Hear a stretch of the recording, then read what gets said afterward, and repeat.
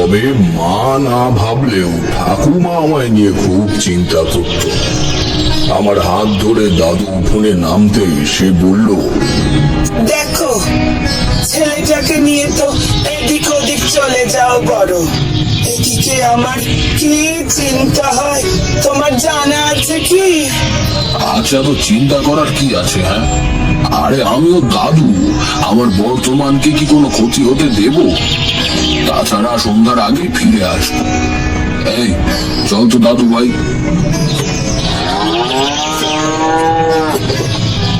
আমরা দুজনে আবার লক্ষণ কাকার গরুর গাড়িতে করে বেরিয়ে পড়লাম। শিমুলপুরকে গ্রাম না বলে কোনো জঙ্গল বললেই বোধহয় ভালো হয়। আসতে পথে শুনলাম এই গ্রামের লোকজন নাকি বেশিরভাগই লোটা কম্বল গুটিয়ে অন্যত্র চলে গেছে জীবিকা নির্বাহের জন্য। গোটা কয়েক মধুর ব্যবসায়ী আছে, তারাই এখানকার আদি বাসিন্দা। আর ঠাকুরদা যে তান্ত্রিকদের জমায়েতের কথা বলেছিলেন তা এখনো অব্যাহত আছে এই গ্রামেরই মাঝের এক পৌরাণিক কালী মন্দিরকে ঘিরে। পথের হদিশ পোক্তভাবে নিয়ে নিয়েছে লক্ষণ কাকা।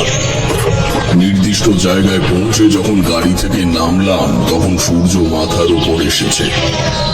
একটা ভগ্নপ্রায় মন্দির গম্বুজকে কেন্দ্র করে বসে আছে কয়েকজন গেরুয়া ও রক্তাম্বর পরা লোক।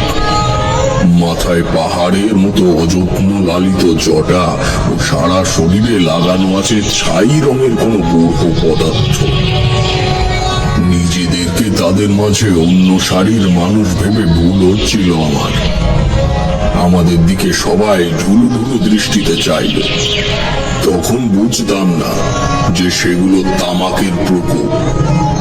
ঠাকুরদা আমার হাত ধরে এগিয়ে গেল, সন্ন্যাস গোষ্ঠীর সামনে দাঁড়িয়ে বলল,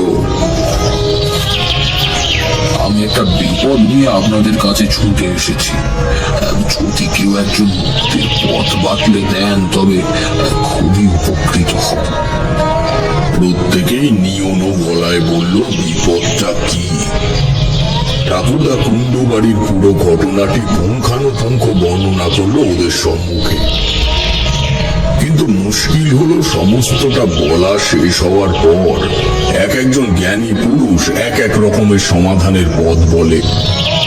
সে কথার মধ্যে কেমন যেন অসংলগ্নতার ভাব।